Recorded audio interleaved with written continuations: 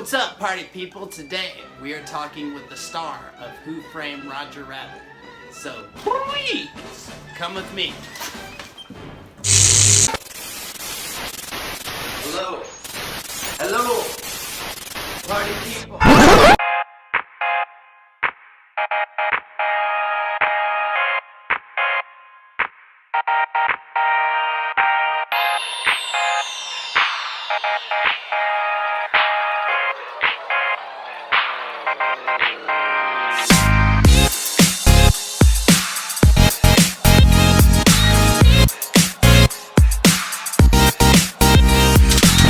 What up? It's MC Popsicle and welcome to Toontown.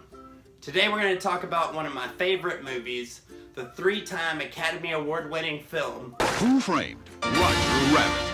It was completely groundbreaking when it came out in 1988 because of the way they added live action to cartoons and the other way around. It changed movies forever, and we have the star with us right now, Charles Fleischer. How you doing today? Hey, doing great. How you doing? I'm doing great. Oh, there you are. No, there you are. Man, you keep moving around. What's going on, man? Am I talking to Josh? That's me. You're Josh Young, aren't you? Yes, sir. Nice. Wearing sunglasses. You outside? Well, so I'm a DJ and an MC on Bourbon Street, and I go by MC Popsicle, and so that's kind of like my calling card. So I wear bright clothes and sunglasses. Great. And what kind of viewership do you have here for this little deal? Well, we've been getting around 100,000 for these videos. That's impressive. Yes, sir. We've been working on it for a couple of years now, so we started to do pretty well. I'd say so. 100,000. That's more than 10. Yes, sir. So we normally start off these interviews by asking the person we're interviewing, what is your favorite movie ever that you're not in? Oh, Margar, the Flop of Nishanta. What is that? It's my favorite movie I'm not in. It's only been seen in about 4 countries, but it's pretty amazing. Really? What's it about? It's about the rise of civilization and the influence of nondescript conformists who try to eliminate the reverberation of placebos. Whoa, sounds deep. So deep it echoes, bro. I'm gonna have to look that one up. A little too far, man. I just made all that shit up. Well, so I am an actor and I'm interested in getting into voice acting and stuff like that. So obviously you're a big inspiration for that, acting and voice acting. So I was wondering, like, how did you get into that stuff? Like, did you just happen upon it, or were you working for that like a really long time, or how did you end up in that situation? Well, I studied at the Goodman Theater in Chicago, came out here to be an actor, and was working as an actor. And, voiceover to me is just acting. But, if you're blind, all acting is voiceover. Right.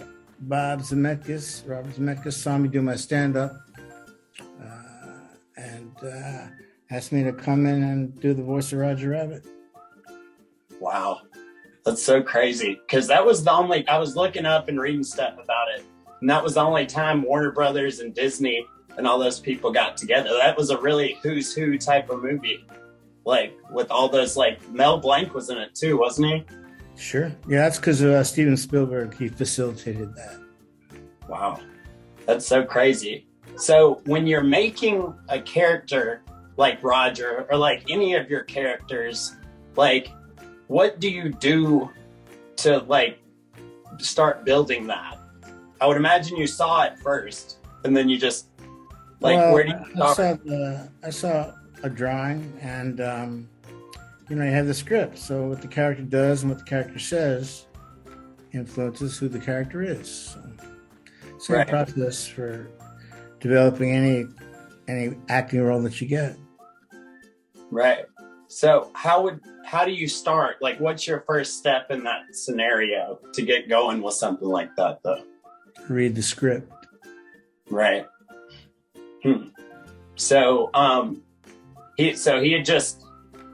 you were just doing your comedy act, and then he happened to see you, and then said to just like, "Hey, we're going to be this biggest movie maybe of all time," or something like that. I first came in and did the voice while they were auditioning for the Eddie Valiant role, and after about 4 of those, he asked me if I want to do it, and I said sure.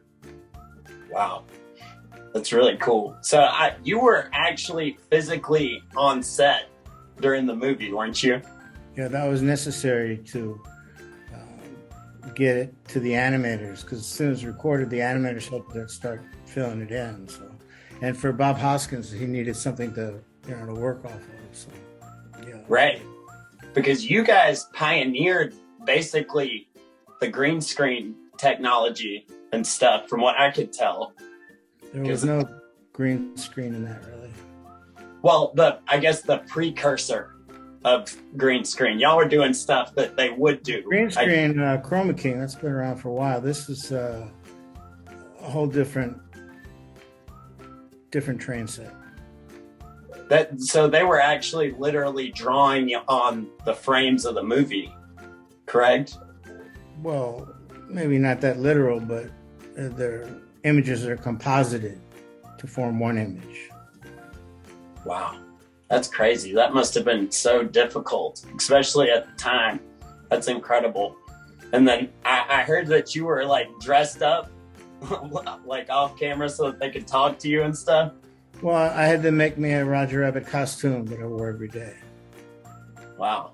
That's really cool. Because when I watched it again last night, and then I was wondering, I was like, were you actually even there? But then I watched a few interviews and stuff, and they were saying that you were there, I guess, the whole time, pretty much. That's neat. That's really crazy. So it's cool that y'all actually got to work together with the actors and stuff like that. Like, what is one of the technical aspects that you were interested in or surprised by during this? Because this was a very groundbreaking film. I'm sure it was neat to see everything about it. Other films have tried to combine animation and real life, but this, for one thing, the camera moved. Before it just be locked in on Dick Van Dyke Dancing with Penguins. The camera moved. There would be light and shadow that would change.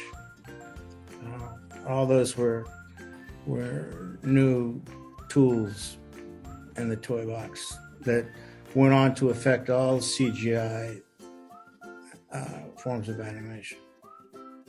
Yeah, that's very cool. I do a lot of green screen work and stuff like that, so I think that movie inspired me a lot. And I loved, so you met Robert Zemeckis.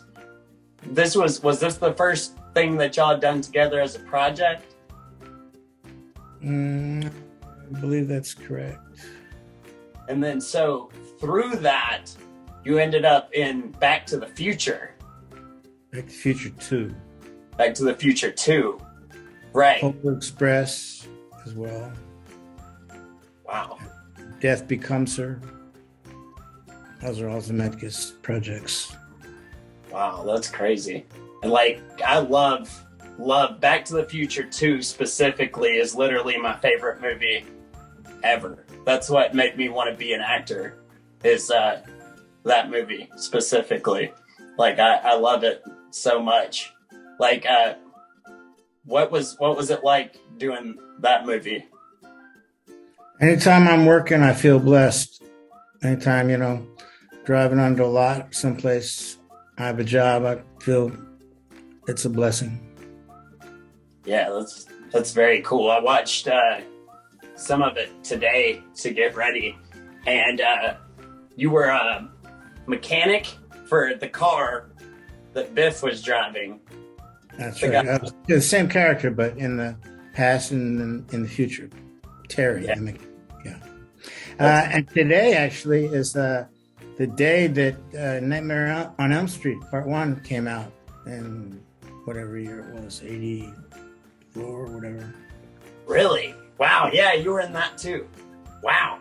Yeah, you've been in a lot of iconic movies. That is so cool. Like, I'm so excited to like be talking to you. Also, Zodiac is another one of my favorite movies. Like, I love that movie. Like, how'd you come across that? Did you audition for that, or did they just like David Fincher, amazing director. He's one of my favorites. Like, he's great. I agree. Did he already know who you were, and then it was like, hey, come be in this, or did you just see the part? I had to go through an audition, but he knew me when I came in because I once went to see a rehearsal for Nine Inch Nails. So I was friends at that time with the bass player, and driving onto the lot, it was raining, and the guy behind me was David Fincher. I didn't know this until later, after I auditioned. He said, "Oh yeah, I saw you at the end," because Fincher did some stuff for Trent. He did a couple videos, one with the nails on the face. Oh, cool! Wow, that's really neat. So you're a musician as well. Were you were doing that before comedy and stuff, or around the same time? It all kind of came up at the same time. I didn't started the piano in my 30s, and I started playing guitar in my 40s. I read that you were like building instruments too, out of like weird stuff. My old act was musical instruments that I just made out of pieces of pipe, and I did invent a 13-string guitar. Oh, wow. But I didn't build it. I had a guitar maker build it, but it says 13 strings. Has all 12 notes in the chromatic scale in order of fourths or fifths, depending which way you go. Neat. That's really cool. And I read this thing about how you could hook something up to like a building, some kind of instrument, and play through the pipes. Or make it like... I played buildings. I played the Sears Tower in Chicago. I played buildings as giant abstract trumpets. Neat. How does that work? It's just the same way, a bugle works. You play and then it goes through the tube. So I hooked up my mouthpiece and amplifier to these empty conduit pipes running through the building and played the building. Wow. That's incredible. Also, so now you're a scientist and you do a bunch of, it looked like, from what I could tell, it was like art, but also math. Like some kind of... Very good. That's a very good observation. Yeah, I am a scientist, and I'm also an artist. So some people see us conflicting, but the artist wakes up and says, "Wow, it's a beautiful day," and the scientist says, "Yes, but how does it work?" Yeah, I have my mathematical theory called moleads, which I did a TED Talk about, I have a paper on the Cornell University website about gamma ray bursts, the largest display of energy in the universe. Wow. My website, charles-fleischer.com, I have my artwork for sale there. There's a sample of one of my newer pieces of art. Oh, wow. That's really cool. I like that a lot. It's a lot of deep stuff in there, look at all the details and things, little people, little Schneider, little schnitzel platers. That is so cool. Examples of my art. I love it.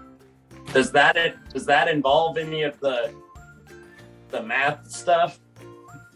Some of them have mathematics applied. Some of the fractal ones. Wow. Just a different example. I do different styles. Those are beautiful. Anyways, that's none of you. I know you have like over 100,000 listeners. Some of them may be looking for like Christmas presents or something. I'm just a pimp hoe, man. I'm pimping myself. I'm a pimp and I'm my own hoe. Do it. What's That's up? what. I'm on ho. Hey ho, how you doing? Ho ho ho hee hee. I'm a pimp and I do it for free. Papa paparazzi, paparazzi, not lacassi. Whoa. All right, you got it. Whoa. I love that. That's great. I was wondering also, like, as a newer actor, do you have any advice for people that are starting out in that industry, like what they should do? Yeah, don't do it. Why? Because if they take that as a path they're going to follow, then they shouldn't do it. You should only do it if somebody says don't do it. You say, I'm going to do it. It's something you have to do. Do it because you have to do it, because it's a passion and you need to do it, not to be famous, but because you love the craft. Right. Yeah. Well, that's good advice. That's really good advice. Well, work on your craft. That's all. Well, thank you very much. I'm glad we got to talk to you for a few minutes. I really appreciate it. I'm not allowed to do these things, Popsicle, but there's something about you that's just like, this fella's just like, he's professionally strange. He's odd, but he has a good heart. I can sense the good heart in people, and I can tell the people are the quality that they have. It is the soul power, the knowledge that they have, the crunch in the door, the understanding that they are connected. Not just the one thing, but the all things. Yes, sir. I appreciate it. Anyways, thanks a lot, Popsicle, for having me on the show. Appreciate it. Thank you, buddy. It was great talking to you. I really appreciate it, and I really look up to you, and I love your work. Thank you, sir. Alright, party people, that's about it for this video. Make sure to check out Charles's website. Right here you can check out his art. You can actually buy it and see a bunch of other cool stuff. Also, follow him on Instagram. See what he's up to. And he can see what you're up to. And last but not least, shout out to my sponsors. Hit up my brand new sponsor, Radzilla Skateboards. Make sure to follow him on Instagram for amazing skateboard decks and skateboard gear. Also, if you like the hat I was wearing in this episode, it was given to me by the Old Hat Shop on Instagram. Hit them up. They specialize in vintage hats. You can have a brand new hat from the 90s. If you liked my shirt, make sure to follow Axon Blaster on Instagram. And if you're thinking, hey, I want those sunglasses, and I want the sunglasses you wear in your movie Popsicle World, make sure to hit up Filthy Shades. And before you go, just look at this shirt. It is incredible. Gilman with like a punk rock jacket on. It's my favorite thing in the world. I literally just got it in the mail like 10 minutes ago. It's from getonboardman.com. Go check out their stuff. It's an amazing artist. Check him out. You may be wondering why there's nothing on the green screen. Well, it's because my shirt is green and it would just disappear. But yeah, please go check them out. Buy some really cool art that you can wear. Thank you guys for watching so much. I've got some really cool surprises coming up, so stick around. Please like my page, and I love ya.